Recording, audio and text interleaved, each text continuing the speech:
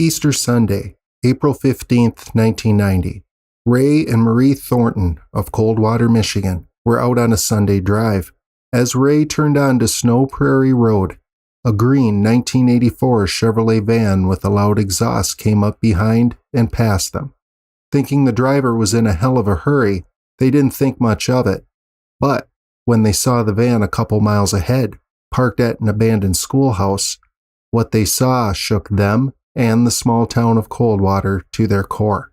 So, if you like this kind of content, hit that like button, and make sure you subscribe and turn on all notifications so you don't miss any of our content uploads.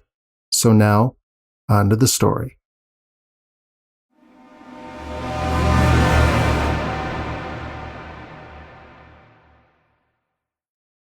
Coldwater is a town of about 13,000 people in southern Michigan, just 10 miles or so from the Indiana state line.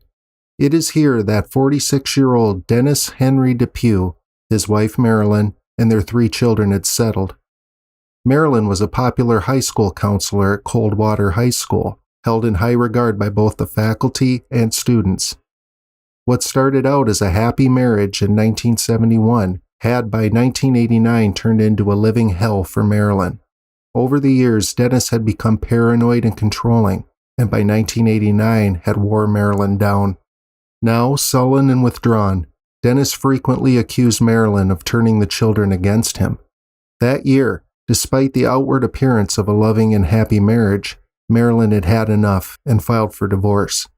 Only recently had she begun telling only her closest friends of Dennis's control and manipulation tactics, noting that Dennis at that point had not gotten physical. Dennis did not want the divorce and was adamant that they remain together, but surprisingly did not contest it in court. Dennis gave Marilyn primary custody of the children and most of the property, including the house, the only stipulation being that Dennis be allowed to maintain an office in the garage. Some have said that this was only a last-ditch effort to save the marriage. Even after the divorce was finalized in December 1989, Dennis still held a firm grip on his family. On one occasion, in early 1990, Marilyn arrived home to find Dennis sitting in her living room. After demanding that he leave, she checked each window and lock, and nothing appeared to be tampered with. She had recently changed every lock in the house just so this sort of thing would not happen. Dennis obviously had not been given the new keys, and this made an already tense relationship that much worse. Around this time, Dennis told a close friend that he was incredibly depressed and had thought about killing Marilyn and then taking his own life. However, this went unreported until after the horrible events to come. On Easter Sunday, 1990, Dennis arrived at Marilyn's to pick up the children, but one of the children refused to go with him. This led to the others each telling Dennis that they didn't want to spend time with him. Dennis snapped and began shouting at the kids. When Marilyn got involved, he grabbed her, shouting about how she turned the children against him. As they struggled, Dennis pushed Marilyn down the stairs, and, as the children watched, they were forced to witness Dennis beat their mother as they pleaded with their father to stop. Their oldest daughter, Jennifer, ran out to a neighbor's to call police. Before the police could arrive, Dennis carried out the now seriously injured and barely conscious Marilyn and put her into the front seat of his van and told the children he was taking her to the hospital. But they never arrived. Seeing how angry Dennis was as they left, the children feared the worst. A short time later, police arrived and began a widespread search for Dennis and Marilyn over what was suspected as a domestic violence case. But a report came in from the Thorntons of the suspicious van and what they saw at the abandoned schoolhouse, and police began to suspect this would be much more than a domestic violence case. The Thorntons, who had seen the green van parked at the schoolhouse, saw the male driver carrying what looked like a bloody sheet and walking to the backside of the building. When the driver first passed them, they had been making slogans from the license plates of passing cars. Marie noted that the van's plate had started with GZ, and she remarked, "Geez, he's in a hurry." The Thorntons passed by the schoolhouse, contemplating calling the police. Then the green van appeared once again in the rearview mirror. Coming up on them fast, the van rode the Thorntons' bumper for the next couple miles. Alarmed, the Thorntons pulled off onto a side road. The van pulled over to the side of the road and stopped. The Thorntons turned their car around and backtracked, hoping to get the van's full license plate number. But when they got to the now parked van, they saw the man who had carried the bloody sheet, now crouched down changing license plates. The van's passenger door was open, and the inside of it was covered in blood. The Thorntons decided to go back to the schoolhouse and take a look around. It didn't take long for them to find the bloody sheet sticking out of an animal hole. The Thorntons alerted the Michigan State Police, who were already looking for the DePues, and a forensics team was sent to the schoolhouse. The area was sealed off, and tire tracks at the scene matched DePue's van. Analysis from blood samples taken from the sheet matched that of Marilyn DePue. The next day, Marilyn's body was found by a worker along a deserted road midway between her home and the schoolhouse. She had been shot once in the back of the head, execution style.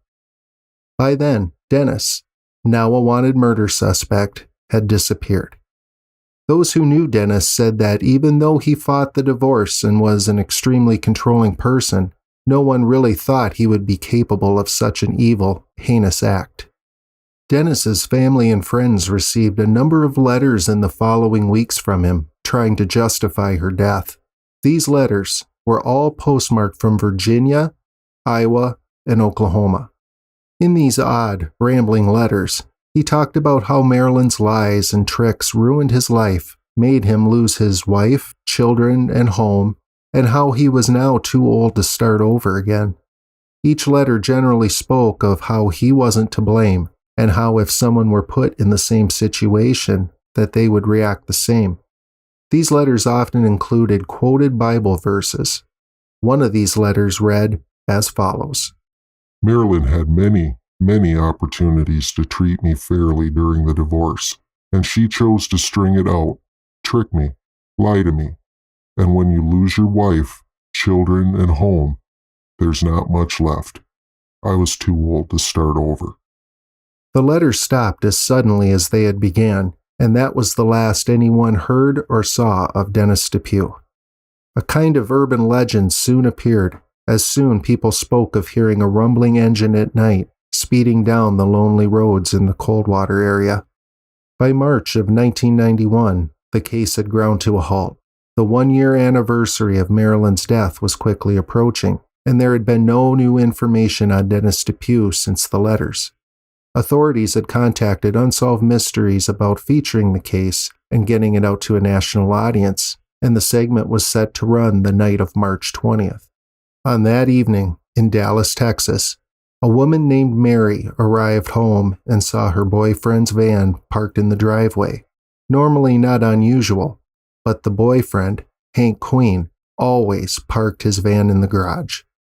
Inside, Hank was hurriedly packing, telling her that his mother was very sick and he needed to make an emergency trip home. Hank was in the living room, acting frantic and nervous, trying to pack quickly while keeping a close eye on the television, which was showing the new episode of Unsolved Mysteries. Hank asked Mary to go to the kitchen and make him some food for the trip, presumably so she wouldn't see what was on TV. Mary offered to accompany Hank on the trip back to Michigan, but he quickly dismissed it. As Hank pulled away in his green Chevy van, Mary remembered being struck with the feeling that she would never see him again. Before long, police were knocking on Mary's door. She was told that, in reality, her boyfriend, Hank Queen, was really Dennis DePue, who had murdered his ex-wife nearly 1 year prior and was a wanted fugitive. Mary identified a photo of Dennis DePue as her boyfriend, Hank Queen. As it turned out, DePue had just watched his own Wanted segment on national TV. He fled as he knew someone would recognize him and alert the authorities. He was correct, and in no time at all, they had DePue's license plate information on a tip. In the span of 4 hours, Dennis drove into Louisiana and then into Mississippi. Louisiana state troopers located the van, which started a high-speed chase that lasted more than 30 minutes. Mississippi authorities, as well as the FBI, were waiting across the state line and set up a roadblock. When Dennis blasted through it, Warren County, Mississippi sheriff's officers shot out both rear tires, disabling the van. After a brief shootout with police, shortly after 4 a.m., officers approached the now disabled van and found Dennis DePue dead, with his .357 revolver in his hand and his thumb on the trigger. He had turned his weapon on himself. Many who knew Dennis DePue have said he went out the way he wanted to. He had tried so desperately to control his family and everything and everyone around him, and now he had determined his own demise. An interesting footnote to this story is that this case inspired the opening scene of the 2001 horror film Jeepers Creepers, in particular the encounter between Dennis DePue and the Thorntons along Snow Prairie Road and at the schoolhouse.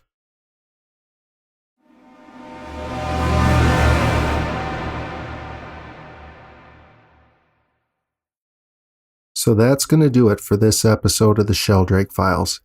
As always, if you like this kind of content, hit that like button, and make sure you subscribe and turn on all notifications so you don't miss any of our content uploads. So, for the Sheldrake Files, thanks for watching, and we'll catch you next time.